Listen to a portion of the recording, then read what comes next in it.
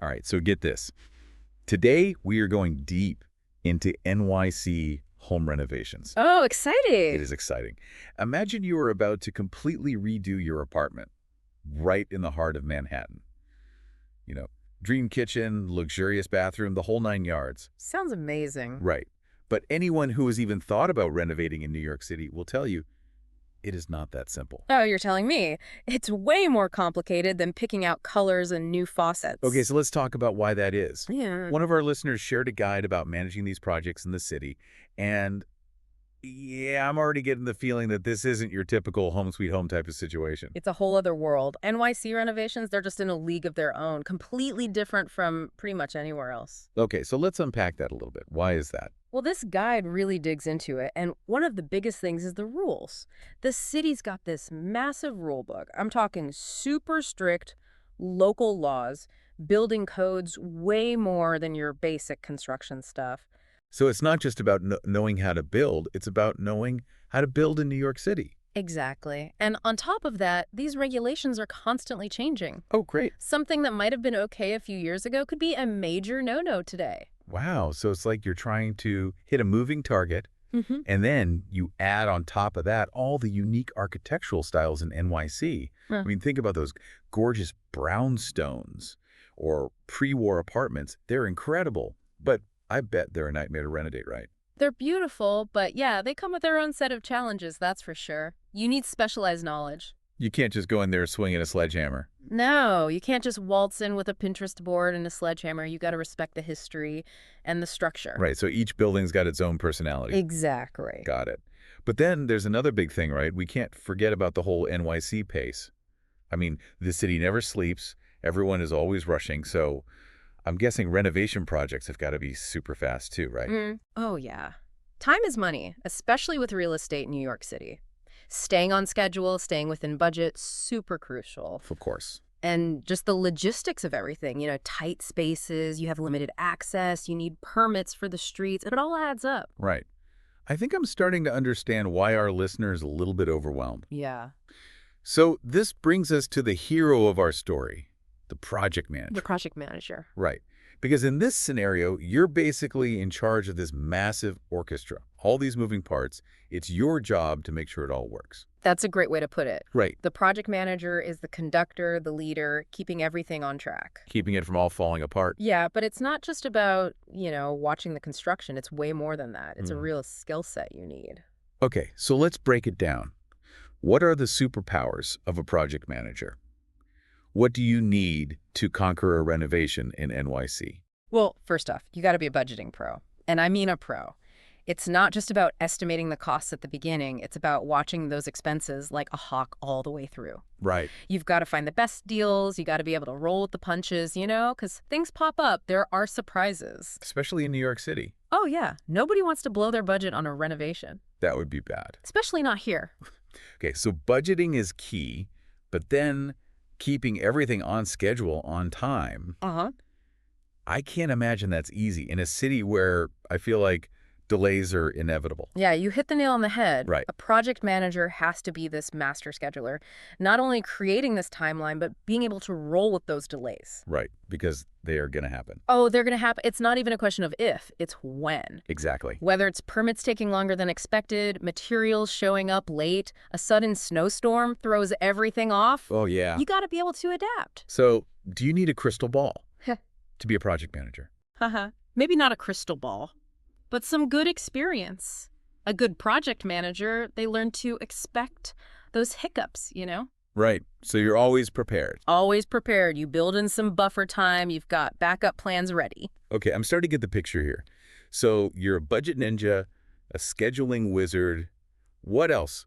What other hats does a project manager wear? Oh, communication is huge. Of course. You're the hub. You got to keep everyone connected. Contractors, clients, suppliers, building management. Even the neighbors, probably. Oh, even the neighbors. Yeah, So you're like a therapist a little bit. maybe. Right. You got to be able to explain these complicated things. You got to mediate disagreements. You got to keep everyone's spirits up. Oh, definitely. It can be chaotic. Yeah. Construction sites are not always the calmest places, but maybe the most important skill, you got to be a problem solver. Right, of course. Because as much as you plan and prepare, things will go wrong. Materials will be damaged. You'll uncover some weird structural stuff. A pipe bursts. Who knows? That sounds stressful. It can be stressful, but a good project manager, they thrive under pressure. They can think on their feet. They make those tough decisions. They find creative solutions. Okay, I'm definitely starting to see why this guide is so New York specific. Oh, yeah. So we've got these unique challenges. We've got the superhero skills needed to overcome them. But let's dive into some of the details, huh? Let's do it. I think a good place to start is all that red tape. Red tape. Right. Permits, inspections, all this stuff that makes NYC construction, well, NYC construction. Yeah, it can be a real headache, especially if you're new to this whole NYC renovation game. Where do you even start? Well, first off, it's good to remember why those regulations are there. They're all about safety, right? Making sure things are done right, protecting people, protecting the buildings, which is a good thing. Yeah, of course. But it does mean you gotta jump through some hoops. Yeah. So the first thing is understanding the different types of permits. NYC has its own system. They've got alteration type 1, type 2, type 3 permits. Each one covers a different scope of work. So you got to know which one you need. Exactly. Yeah. You don't want to apply for the wrong permit. That'll set you back. No, of course not. So, for example, if you're doing major changes, like adding a whole bathroom, things that really change how the space is used, that needs an alteration type 1 permit. And then if it's less intense, that's where the other types come in. Exactly. Alteration type 2, that's more for interior renovations that don't change the use, right? So like updating finishes, moving some walls around, maybe replacing fixtures, that kind of thing. Got it. And then alteration type 3, that's for even smaller stuff, like just replacing a boiler or upgrading some electrical outlets. So you got to know what you're getting into right from the start. So once you figure out which permit, what's next? What does that process actually look like? Well, you've got to gather all the documents, the architectural drawings, engineering plans, anything that shows exactly what you're going to do. Then you submit all that to the Department of Buildings, the DOB. And then you just cross your fingers and hope for the best. It can feel like that sometimes. The DOB, they are thorough. They're going to look over everything you submit, make sure it meets all the codes, regulations. Right. They might come back, ask for some changes, some more information. So be ready for that. Don't expect it to be instant. Right. So patience is a virtue when it comes to NYC permits. Oh, absolutely. Right. But once everything's good, you get that precious permit, and then you can finally start construction. But the red tape doesn't stop there. Right. What about inspections? Inspections, yeah. Another big piece of the puzzle. Right. Again, it's about making sure everything is done right, following those building codes, meeting all the safety standards. And the types of inspections, well, they depend on what you're doing. Right. If you're messing with any structural stuff, you'll have a structural inspection. Electrical work, plumbing work, you need inspections for those too. So it's not just like one big inspection at the end. Nope. It's a multi-step process. They come in at different stages. Yep. There's usually one before you even start demolition, to see what you're working with. Right. And then inspections throughout the whole process, just to make sure each phase is good to go. Yeah. And then, of course, the grand finale, the final inspection, when they come in and make sure everything is perfect. The final stamp of approval. Exactly. Okay, permits, inspections, check. We're getting a handle on the bureaucracy here, but I got to admit, walking onto a construction site, it's kind of intimidating. It's like its own little world. It is, and it's got its own language. Right. All the jargon. Yeah, if you're not used to it, it can be really overwhelming. Oh, absolutely. And that's another thing this guide really emphasizes. Right. Understanding the terms. Yeah, understand those key terms. Right, because you don't want to just be staring blankly when your contractor's talking about RFIs and change orders. Exactly. Okay, let's have a little vocabulary lesson then. What are some of the words you need to know to navigate a construction site? Well, you'll hear request for information or RFI a lot. RFI. Think of it as your contractor's way of saying, hold on, I need a little bit more info before I can move on with this. Okay. Maybe the plans aren't super clear, or maybe they need some clarification on what materials to use. So it's like hitting the pause button. Exactly. And getting those RFIs answered quickly, that's super important to avoid delays. Got it. What else should we be prepared to hear? Submittals. That's another big one. Submitters. So basically, it's like samples, documentation that the contractor gives you before they actually install something. Okay. So let's say you picked out a specific tile for the bathroom, right? the contractor might bring you a few samples of that tile. Right, to make sure it's the right one. Exactly. Make sure it's the right color, the texture, all that. So you get to see it before it becomes permanent. Exactly. I like that. Yeah, it gives you a chance to say, yep, this is exactly what I wanted, or, whoa, hold on, this isn't quite right. Right. Okay, RFIs to clarify the details, submittals to make sure you're happy with the materials, and then what about when you're almost done? Ah, the punch list. The punch list, I like that. This is all about the final details, the finishing touches. It's that feeling of getting to the end and, making sure everything is perfect. That's like a treasure hunt. Exactly. Except you're looking for the flaws instead of the buried treasure. Exactly. You go through the whole place with the contractor and you make this list of anything that needs to be touched up, adjusted, anything before you give the final okay. Okay, so RFIs to clarify, submittals to approve, and the punch list for that final polish. We're practically pros now. Oh, almost. But speaking of teams, I think a lot of people underestimate how important it is to pick the right crew for a renovation. You can't just go with the first contractor you see online. Oh, no, absolutely not. Okay, Your yeah. project is only as good as the people working on it. Finding those contractors, hiring them, managing them, that's a huge part of what a project manager does. All right, so let's talk about building that dream team. What are the key things to keep in mind? Well, research is key. And I mean thorough research. Don't just look at their price. Look at their reviews, references, look at their past projects. Right, so like you're doing a background check on your renovation team. Yeah, pretty much. Right. You got to get a feel for how reliable they are, their expertise, how they communicate, and pay attention to how they communicate with you during those initial talks. Yeah. Are they listening to what you need? Can they explain things in a way that makes sense? That good communication, it's crucial for everything to go smoothly. Right, because miscommunication on a construction site, that can lead to some major headaches and some costly mistakes. Oh, absolutely. Right. And once you found the right people, get it all in writing, the contract. Yeah. You want everything crystal clear, the scope of the work, payment terms, Yeah. quality standards, deadlines, everything. No surprises down the road. So you set those expectations right from the start. Okay, I'm liking this. So we found the team, we've got the contracts, but it's not all business, is it? No, it's not just about the paperwork. Don't underestimate the power of good old-fashioned teamwork. Right. Even on a construction site. Keep it positive. Keep it positive, create a good working environment, respect each other, collaborate. It makes a huge difference. Love it. It's that whole teamwork makes the dream work idea, right? Exactly. Okay, so we've assembled our A team, we've got our permits, we're speaking construction, but now got to make sure they're all working together smoothly, right?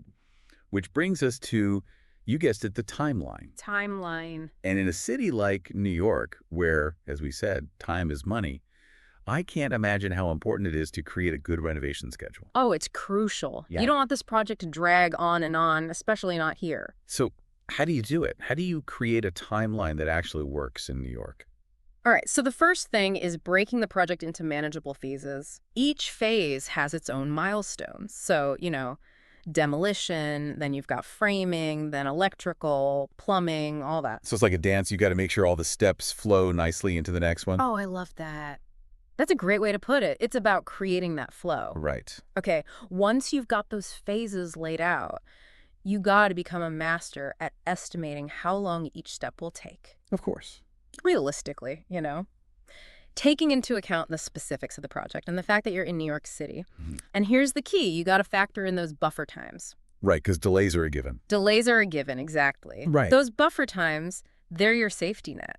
They give you some wiggle room when something pops up unexpectedly. Right, because something always pops up unexpectedly. Oh, it always does. Whether it's a permit delay, materials get back ordered, a contractor gets sick. Okay. You have that cushion. It'll save you a lot of stress and keep things moving. Right. Okay, so we've got the phases. We've estimated how long each step will take. We've got those buffer times. But even with the best plan, delays can still happen. Oh, absolutely. Stuff happens. That's construction. Right. Especially in a city like New York. So what are some of the common causes of delays that we should be prepared for? We've talked about permits already. Those can definitely throw things off. The DOB is thorough. If something's not right, they're going to take their time.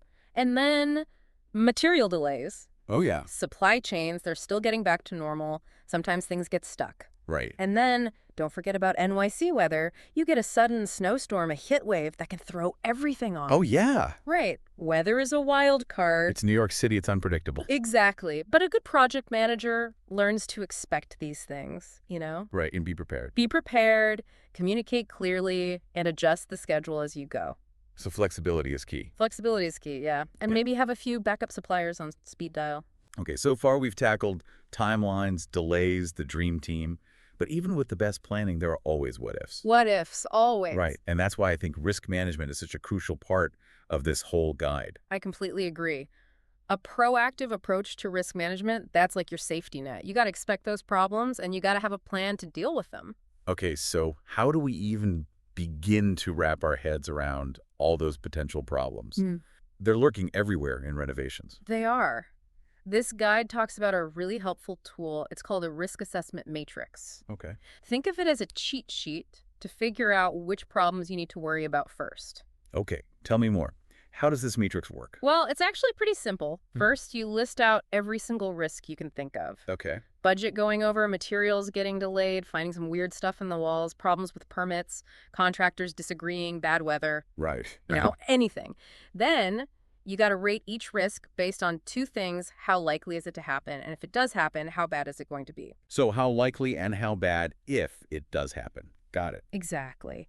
And that way, you know what to focus on first. You're being strategic with your energy. Right, so you're not just running around like a chicken with its head cut off. You've got a plan. Exactly. And once you've figured out your top risks, you start brainstorming, you come up with plans to deal with them.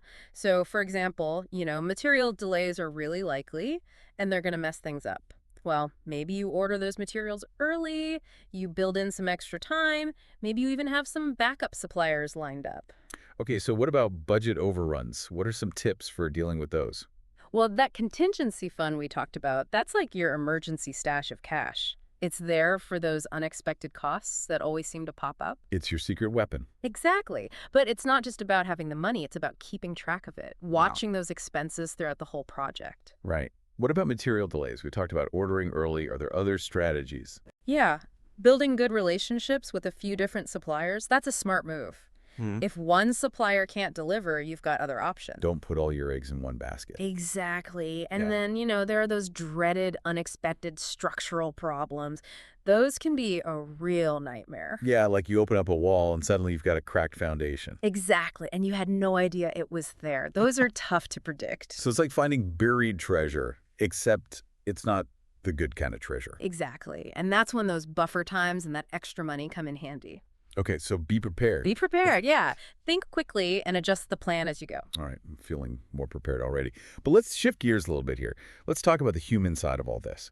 Because at the end of the day, you've got all these permits, inspections, timelines, but it's real people who are actually building this space, right? Absolutely. And we've been talking about this all along. Teamwork, communication, that's the foundation. Right. But let's be honest, construction sites, they can be stressful. They can. Tensions run high, people disagree.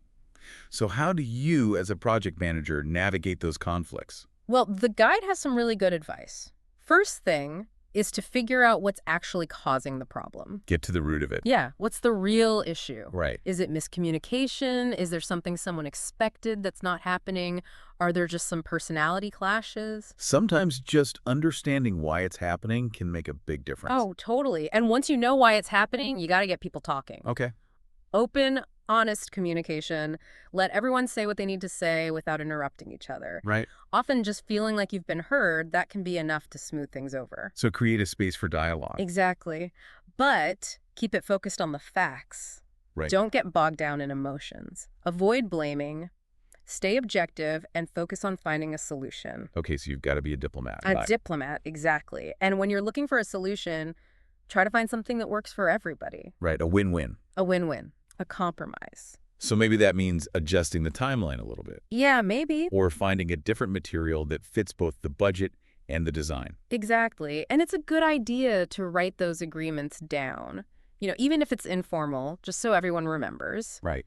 A quick email just to make sure there are no misunderstandings. Okay, I like it. Yeah. So we've laid the groundwork, we understand the unique challenges, we've got the players, we know the skills we need, but let's zoom out for a second. Look at the big picture here. The big picture. How does a renovation project actually go from start to finish? What are the different phases we got to get through? All right, well, that's where we talk about the renovation project life cycle. It's usually broken down into three main phases: pre-construction, construction, and then post-construction. Okay. Each phase has its own challenges, its own tasks, its own All triumphs. right, I'm ready to break it down. Let's start with pre-construction. What happens during that initial phase? Well, pre-construction, that's all about getting ready, laying the groundwork for a smooth project. This is where you don't want to cut any corners because every decision you make here, it's going to affect everything else down the line. So it's like the foundation of the house, right? Yes, The foundation is messed up, the whole thing's going to fall apart. exactly. Pre-construction is all about careful planning, clear communication, and paying attention to those details. All right, let's get specific then. What are the key steps involved in this super important pre-construction phase? All right, so first, you've got to finalize the design with the client and the design team. Okay. That might involve architects, interior designers, maybe lighting specialists, whoever's helping to make the client's vision a reality. Right. So lots of meetings, mood boards, probably some heated debates about paint colors. Oh, for sure. It's a collaboration. Right. You explore different options, you make those decisions, and you make sure everyone is 100% on board before you move forward. Okay, I love that. So design locked in. What's next?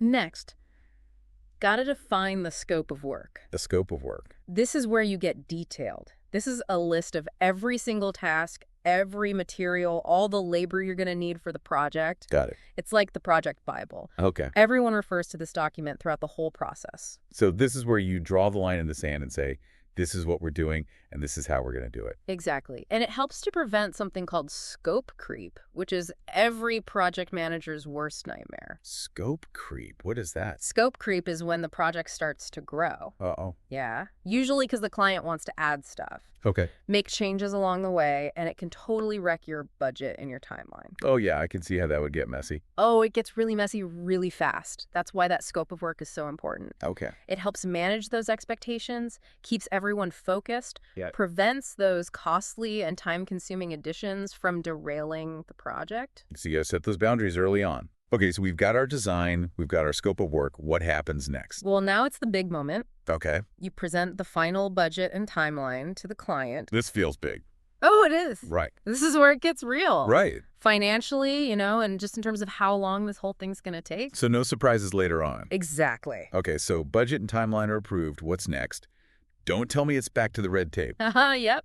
It's back to the red tape. All right, make it is. Permits and approvals, that's a big part of this phase, too. Right. And as we said, NYC has its own system, so you got to make sure you're doing it right. All right, let's do this.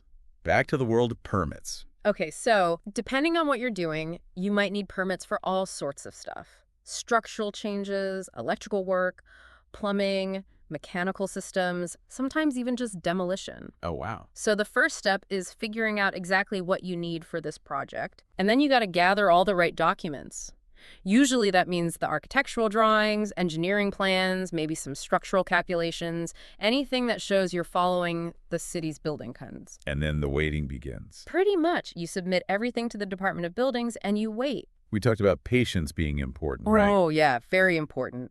Processing those permits, it takes time. Okay. So you got to build some extra time into your schedule. Got it. So permits are in progress. What else is on our pre-construction to-do list? All right, now it's time to assemble that A-team of contractors and subcontractors. Right, and we talked about this. Got to pick the right people. Oh, yeah, this is huge. You want to vet them thoroughly, make sure they're skilled, reliable, that they've got the experience to handle what you need. So we're checking references, looking at past projects, maybe even having some heart-to-hearts about their communication style, how they approach things. Exactly, you're building a team. So Right. you got to make sure everyone works well together. Right. And once you've found your dream team, then it's contract time. Contracts are key. They protect everybody. Right.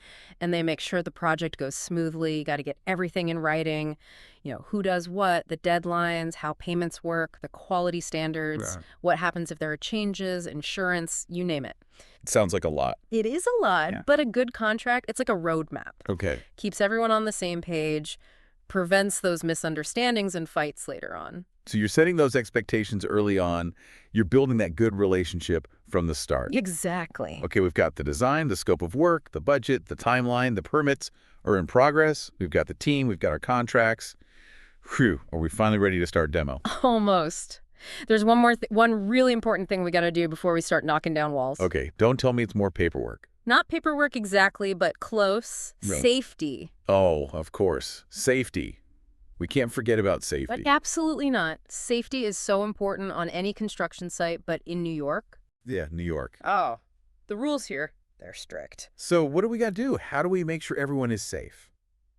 Well, you start with a safety plan. Right. A site safety plan. Okay, a site safety plan. It lays out all the potential dangers. It tells everyone what the safety procedures are, Yeah, right. what to do in an emergency.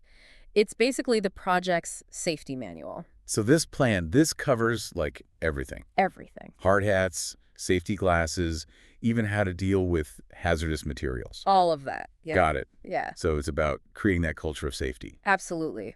Everyone knows their role. Everyone knows how to stay safe. And depending on what kind of project you're doing, you might also need to get your team some safety training. Right, especially if it's something specialized. Exactly. Got it. Safety first, always. Always. Okay, we've tackled the safety plan. What's next? Before we start swinging those sledgehammers. All right, now it's time to order materials and schedule those deliveries. Yeah, because you don't want to be stuck waiting for a truck full of tiles, that's for sure. Exactly. You got to order those materials early, especially if they take a long time to get. Right, those long lead times. Yeah, and you've got to be strategic about those deliveries. You don't want all that stuff just sitting around, taking up space, you know? Right, it's a dance. It is. Got to time it right. You got to make sure you have space to store everything securely, too. Right.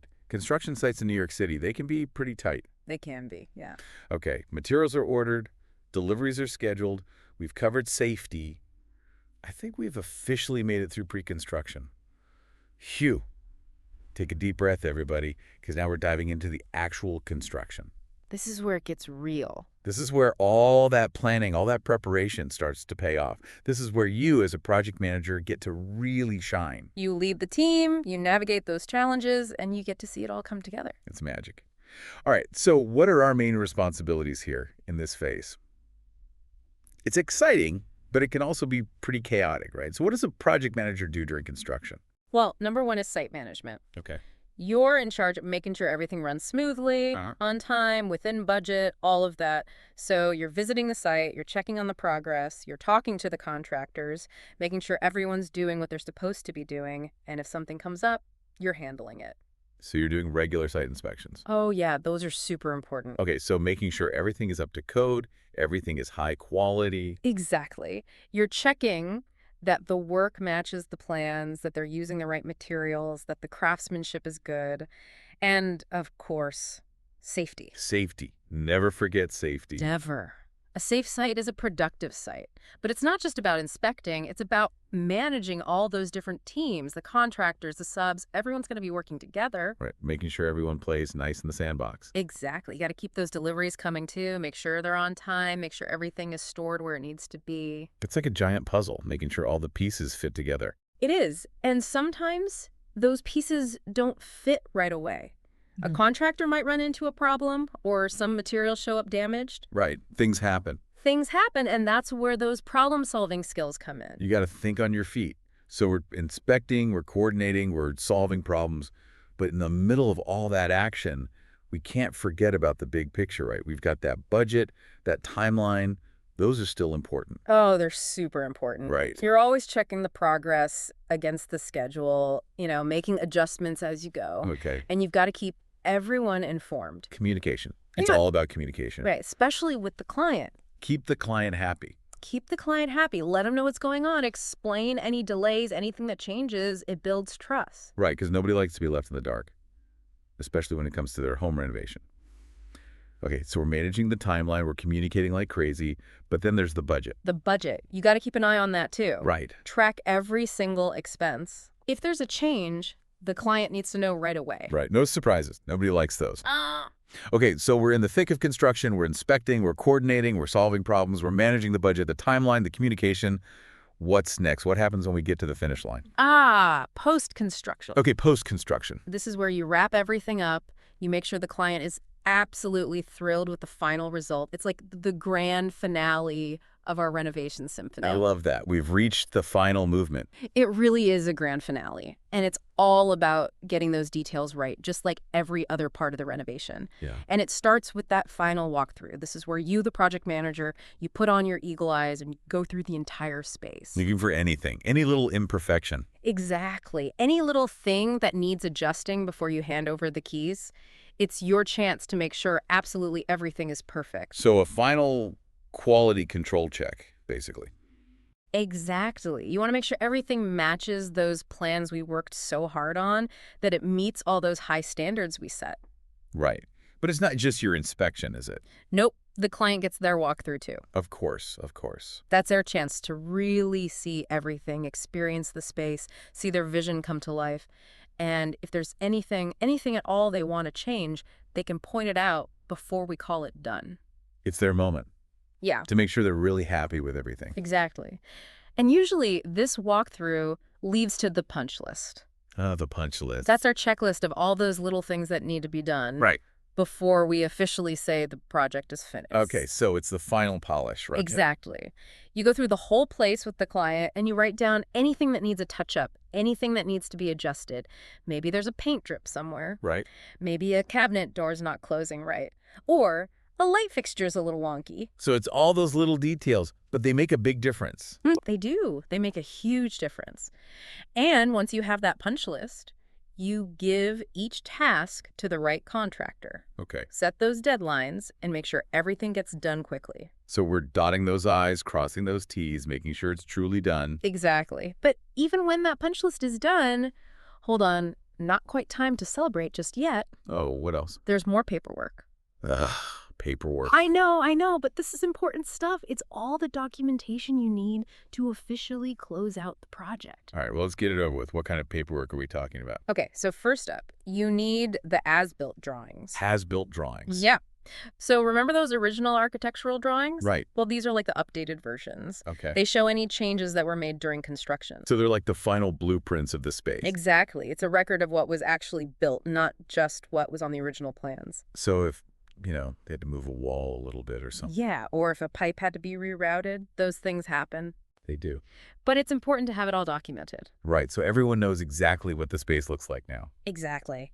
And these drawings are super important for the client, Right. If they ever want to do more work on the space in the future, Okay. it'll save them a lot of trouble if they have accurate drawings. It's like a safety net for future renovations. Exactly.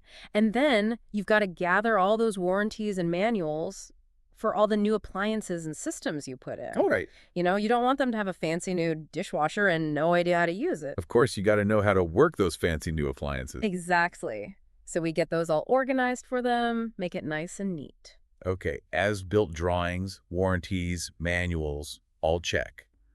What else goes in this final package?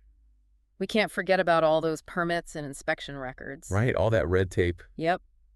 Those are the documents that prove everything was done according to the rules, that the renovation meets all the safety standards. So it's like the official seal of approval. Exactly. Okay, we've got all our documents, everything's neat and organized. What's next? Time to settle up. Make sure everyone gets paid. Exactly. Okay. Everyone worked hard. They deserve to get paid. So we go through all the invoices, double check everything, and then we process those payments. Great. And then I think we can finally celebrate, right? And then we celebrate. We've reached the big moment, the official handover to the client. This is it. This is where we get to present them with their brand new space. It must feel amazing. It does. It's a chance to celebrate all the hard work and just see their faces light up when they see it all come together. It's like those home renovation shows, It is. Except this is real life. That's even better. It's a really special moment. But it's not just about handing over the keys. It's also a good time to get some feedback from the client. Yeah. What do they think? Are they happy with the quality? Of course. Is there anything they would have done differently? Feedback is so valuable. It is. It helps us learn and grow. Okay, so the client is thrilled. They're loving their new space. We've gotten their feedback. We've celebrated. I think we can finally call it a day, right?